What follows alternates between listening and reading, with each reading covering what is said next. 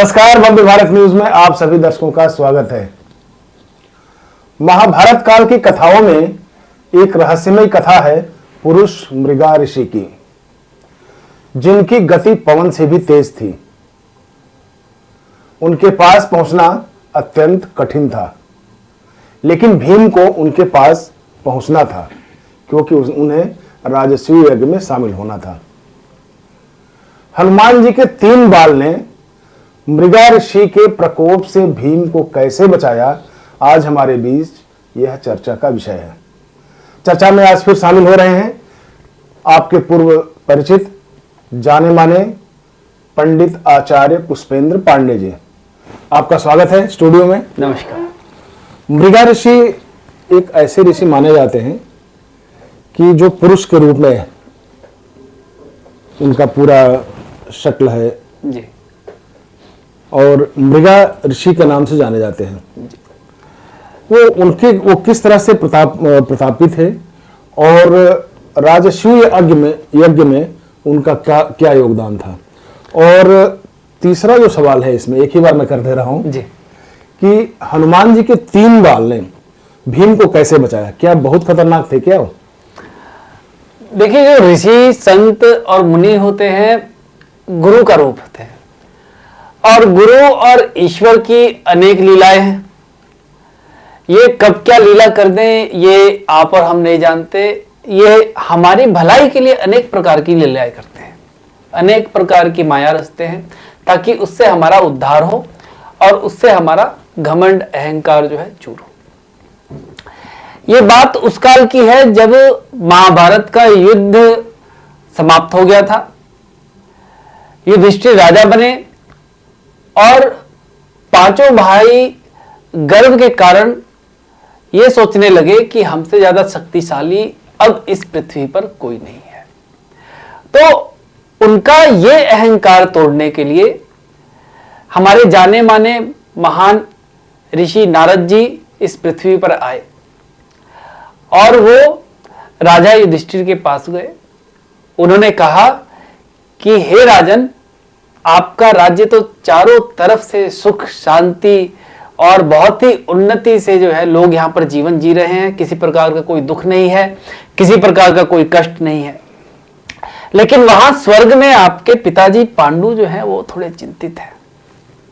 आप नारद जी को जानते ही हैं, वो जहां जाते हैं अहंकार दमन के लिए ही जाते हैं। क्योंकि ये बात अलग है कि नारद जी को पिक्चरों में जो है एक ऐसे व्यक्तित्व के रूप में पेश किया गया जो बात को बिगाड़ता है। लेकिन नारद एक ऐसा व्यक्तित्व है, एक ऐसे ऋषि रहे जिन्होंने हर किसी के अहंकार का दमन ईश्वर के द्वारा करवाया। देखिए, जब उनको अहंकार हुआ तो नारद जी वहां पर पहुंचे और युधिष्ठिर से बोले कि आपके पिताजी पांडु स्वर्ग में जो है बहुत ही चिंतित हैं, उनको सुख नहीं है। स्वर्ग में भी वो जो है बेचैन से इधर उधर टहल रहे हैं, तो उनसे मिलके ही मैं आ रहा हूं। अब ये खबर सुनकर के कोई भी पुत्र घबरा जाएगा कि मेरे पिताजी स्वर्ग में इतने बेचैन हैं, क्या किया जाए। तो उन्होंने पूछा कि हे प्रभु, हे नारद जी, आप कोई उपाय बताइए कि मेरे पिताजी को मैं कैसे शांति प्रदान कर सकूं। तो नारद जी ने कहा कि आपके पिताजी की एक इच्छा थी कि वो भी राजसूय यज्ञ कराएं, परंतु किसी कारणवश वो ये यज्ञ नहीं करा पाए और इसी के साथ वो इस लोक को छोड़ करके स्वर्ग में चले गए। अब आप ऐसा करिए कि उनकी शांति के लिए एक राजसूय यज्ञ करा लीजिए। तो युधिष्ठिर जी ने कहा कि हे नारद जी, आप उपाय बताइए कि किसके द्वारा ये राजसूय यज्ञ पूर्ण होगा और कौन इस पृथ्वी पर, इस धरा पर हैं जो ये राजसूय यज्ञ पूर्ण करा सकते हैं। तो नारद जी ने कहा कि आप मृगा ऋषि, पुरुष मृगा ऋषि, जो कि बहुत ही ज्ञानवान और बहुत ही बड़े शिव भक्त है, उनको बुलाइए और उनके द्वारा ये यज्ञ पूर्ण कराइए। जब वो यहां पर होंगे तो निस्संदेह आपका ये यज्ञ अवश्य ही बिना किसी विघ्न बाधा के पूर्ण होगा। युधिष्ठिर ने यह बात श्री कृष्ण के पास रखी कि हे प्रभु, हम किसको भेजें मृगा ऋषि को ढूंढने के लिए, क्योंकि उनका कोई अता पता तो है नहीं, वो कहाँ रहते हैं। आप तो त्रिकालदर्शी हैं, भगवान है, तो कृपा करके बताइए कि वो हमें कहाँ मिलेंगे। तब श्री कृष्ण ने कहा कि हे युधिष्ठिर, मृगा ऋषि जो है वो आधे पुरुष और आधे मृग हैं। जब उनका जन्म हुआ तो उनका आधा शरीर मृग का था, यानी पैर जो थे वो मृग के थे, पैर और धड़ मृग का, हाँ, गले और धड़ से ऊपर यानी नाभि से ऊपर जो है वो पुरुष का शरीर है। और वो पवन से भी तेज गति से चलते हैं। और भगवान शिव के अनन्य भक्त होने के कारण उनके पास अत्यंत अद्भुत शक्ति है, जिसके द्वारा कोई भी उनको परास्त नहीं कर सकता। उनकी इच्छा के बिना उनको कोई भी कहीं नहीं ले जा सकता। अनन्य शिव उपासक थे जी। और उनके पास इतनी शक्ति थी कि वो एक जगह टिकते नहीं थे। मृग यानी जैसे मृगशिरा नक्षत्र होता है, ठीक है, मृग यानी कि जो ना टिक सके, एक जगह से दूसरी जगह जाए, उसका कैसे पता लगा सकते हैं। और चूंकि भीम इस वक्त पृथ्वी पर सबसे शक्तिशाली पुरुष हैं, क्योंकि भीम को अभिमान था कि मेरे से ज्यादा शक्तिशाली कोई नहीं है। बिल्कुल। भाई इतना बड़ा युद्ध जीते हैं तो शक्तिशाली होने का अहंकार तो आएगा ही। उसी अहंकार को तोड़ने के लिए ये सारी कथा जो है। भीम को भेजा गया तो श्री कृष्ण ने कहा कि तुम जाओ हिमालय में, वो वहीं पर इस वक्त उपासना कर रहे हैं, और जाकर के उनको आमंत्रित करो। अब भीम जो थे वो धीरे धीरे हिमालय की तरफ बढ़े, और वहां पर जो है उन्होंने मृगा ऋषि को ढूंढने का बहुत प्रयत्न किया। बीच में उनको हनुमान जी मिले। जैसे कि एक और कथा है जो सब जानते हैं कि हनुमान जी ने किस प्रकार से भीम का अहंकार तोड़ा था, पूछ उठाने वाली कथा है वो। जब वो पूछ नहीं उठा पाए तो हनुमान जी ने अपना परिचय दिया और उनको आशीर्वाद भी दिया। अब फिर दोबारा हनुमान जी जब मिले तो वहां पर जो है हनुमान जी ने उन्हें कहा कि आप मृगा ऋषि को ढूंढने तो जा रहे हैं, लेकिन वो अत्यंत ही कब किस रूप में आपसे मिले ये कोई नहीं जानता है, क्योंकि वो मृग के समान है, वो एक जगह स्थिर नहीं रहते हैं, और अनन्य शिव भक्त हैं, तो उनको तुम परास्त भी नहीं कर सकते। इसलिए उनको क्रोधित मत करना, अन्यथा वो तुमको वहीं पर मार के खा जाएंगे। तो भीम ने कहा कि मुझे कौन मार सकता है, मैं तो बहुत शक्तिशाली हूं। उन्होंने कहा नहीं, मृगा ऋषि को शिव का विशेष वरदान है कि उनको कभी भी जो है चुनौती मत देना। तो उन्होंने कहा ठीक है। अब भीम ढूंढते ढूंढते मृगा ऋषि के पास पहुंचे। हनुमान जी के बताए रास्ते पर जाकर के उन्होंने मृगा ऋषि को ढूंढ लिया, और वहां पर बिल्कुल ही विनय और भक्तिपूर्ण वाक्यों से उनको संतुष्ट करके कहा कि हे प्रभु, मैं श्री कृष्ण के द्वारा यहाँ आपके पास भेजा गया हूं, हनुमान जी से द्वारा निर्देशित किया गया हूं, और मेरे बड़े भाई युधिष्ठिर। मैं अभी रोकना चाहूंगा बीच में, जब हनुमान जी ने मृगा ऋषि के बारे में जब बताया कि उनका स्वभाव यह है, उनका स्वरूप यह है और उनकी इच्छाएं ये होती है, तो उनसे बचने के लिए क्या इन्होंने कवच स्वरूप कुछ दिया था? हाँ, इन्होंने बचने के लिए इनको अपने 3 बाल दिए थे, और भीम से कहा था कि जब कभी भी तुमको ये लगे कि मृगा ऋषि मुझे मार देंगे या पकड़ लेंगे या मुझे उनसे कोई खतरा है, तो इन बालों में से एक बाल गिरा देना। वो शिव के अनन्य भक्त हैं। एक बाल के स्वरूप 1000 शिवलिंग उसी वक्त वहां पर उपस्थित हो जाएंगे, और वो हर एक शिवलिंग की पूजा करके प्रणाम करके ही आगे बढ़ते हैं। ये उनका एक नियम है। यानी कि हनुमान जी ने ये समझा जाए कि हनुमान जी ने अपने 3 बाल भीम को दे दिया जी, और वो तीनों बाल बैरियर की तरह काम करेंगे कि एक बाल गिरने से 1000 शिवलिंग पैदा हो जाते हैं, और हर एक शिवलिंग को वो प्रणाम करेंगे, पूजा करेंगे। चूंकि वो शिव भक्त थे तो इसलिए 1000 शिव को बिना नमस्कार किए आगे नहीं बढ़ेंगे, तब तक इनको फिर टाइम मिल जाता है, फिर इनको समय मिल जाता है और ये आगे निकल जाते हैं। जी। तो इस प्रकार से वो जो है कह करके चले गए। अब वहां पर वो जब पहुंचे तो मृगा ऋषि जो थे वो अंतर्यामी भी थे, उनको दिव्य दृष्टि भी मिली थी। वो समझ गए कि श्री कृष्ण ने इन्हें मेरे पास किस लिए भेजा है। तो वहां पर उन्होंने शर्त रखी कि देखो, मैं तुम्हारे साथ तो चलूंगा, परंतु मेरे से पहले तुम्हें हस्तिनापुर में प्रवेश करना पड़ेगा। अगर तुम मेरे से पहले नहीं पहुंच पाए और मैंने तुम्हें वहां पर पकड़ लिया तो मैं तुम्हें वहीं पर मार के खा जाऊंगा, और अगर पहुंच गए तो मैं ये यज्ञ पूर्ण करा दूंगा। भीम को चूंकि अहंकार तो था ही, लेकिन डर भी था कि एक तो हनुमान जी ने बोल दिया और एक श्री कृष्ण ने भी कहा है कि थोड़ा सा संयमित रहना, तो जरूर कोई बात होगी।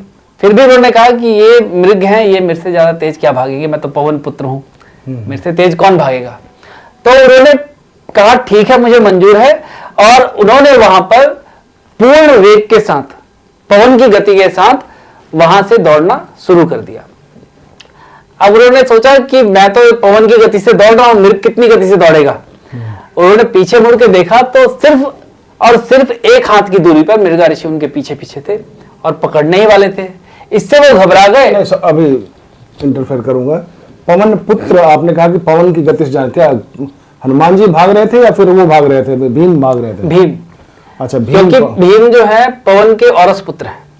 जब माता कुंती ने पवन को याद किया तो वहां पर जो है भीम का जन्म हुआ था, तो इसलिए उनको भी जो है पवन पुत्र कहते हैं। अच्छा, भीम को भी पवन पुत्र कहते हैं। जी जी।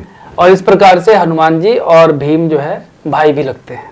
इसलिए ये छोटी छोटी जो भी कड़ियां हैं ना जी, ये फिर सवाल के रूप में आने लगते हैं। हाँ, और उनका क्लेरिफिकेशन अगर आप ही दें तो बेहतर होता है। जी जी जी, बिल्कुल बिल्कुल। जी जी। देखिए, इसी क्लेरिफिकेशन के लिए जो है ब्राह्मण पहले थे।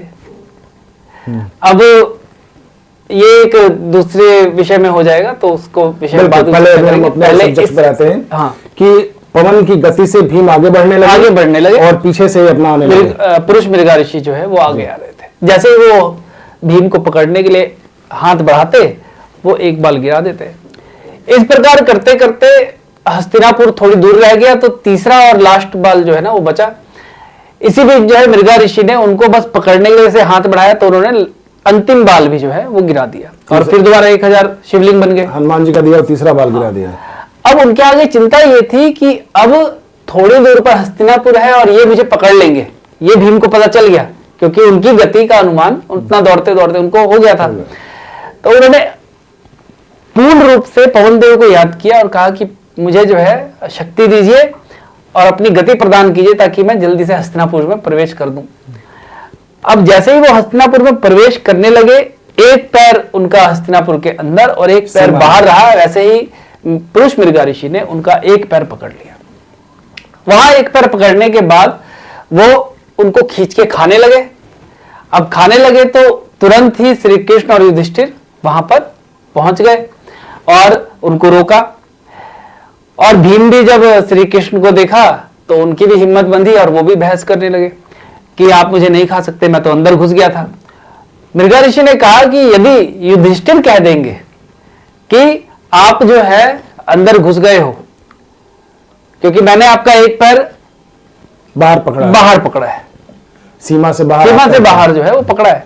अगर युधिष्ठिर कह देंगे, यदि युधिष्ठिर कह देंगे कि मैंने आपको नहीं पकड़ा है, तो मैं आपको छोड़ दूंगा, क्योंकि एक पैर आपका बाहर था और एक पैर अंदर था। तो युधिष्ठिर ही जो है न्याय करे। तो वहां युधिष्ठिर ने कहा कि चूंकि इनका पूरा शरीर अंदर था और सिर्फ एक पैर ही बाहर रह गया था, तो एक पैर के लिए पूर्ण रूप से किसी को मारा नहीं जा सकता, या फिर एक गलती के लिए किसी को नहीं मारा जा सकता। तो उन्होंने कहा कि हे ऋषिवर, चूंकि एक पैर ही आपने पकड़ा है, पूर्ण रूप से भीम को नहीं पकड़ पाए, तो आप सिर्फ इसका एक पैर ही खा सकते हैं। यानी कि शरीर और एक पैर उनका हस्तिनापुर के अंदर चला गया। मतलब सीमा के अंदर था। जी, सारा शरीर चला गया था, बस एक पैर जो है वो पीछे का वो रह गया था, यानी क्रीज के बाहर। हाँ, वो था। आज की भाषा तो उन्होंने वो पकड़ लिया। इससे मृगा ऋषि जो थे वो बहुत प्रसन्न हुए। उन्होंने कहा, वाह, तुम सचमुच में जो है धर्मराज के अवतार हो, तुमने आज बहुत अच्छा न्याय किया है और मैं इससे बहुत प्रसन्न हूं। इसलिए मैं तुम लोगों को वर देता हूं और वर स्वरूप इसका जीवन दान करता हूं और तुम्हारा यज्ञ पूर्ण करता हूं। तो ऐसे थे हमारे पुरुष मृगा ऋषि, शिव के अनन्य भक्त। ऐसी अनेक प्रकार की कथाएं, अनेक प्रकार के वृत्तांत, अनेक प्रकार के तरह तरह के जीवंत जो थे, जो महाभारत में आज भी उपस्थित हैं, जिससे अनेक प्रकार की सीख हम लोगों को मिलती है। बिल्कुल बिल्कुल, आपने बिल्कुल सही कहा कि इस तरह की जो कथाएं हैं वो ज्ञानवर्धक होती है, शिक्षा देती है और एक सीख भी देती है कि आप लोग किस तरह से अपने अहंकार को न पालें अपने अंदर। स्वाभिमान तो रहे ठीक है, लेकिन स्वाभिमान अहंकार के रूप में न दिखने पाए और एक दूसरे की सेवा की भावना रखें तो वो ज्यादा बेहतर रहेगा। आज भी हमारे पुरुषों में, हमारे जो भी समाज के लोग हैं, जो भी समाज के वर्ग में रहते हैं, उनको ये चाहिए कि अपने बुद्धि, विवेक और धन के साथ कभी भी अपने में अहंकार ना आने दें, घमंड ना आने दें, क्योंकि घमंड कभी ना कभी किसी न किसी कारण से चूर हो जाता है।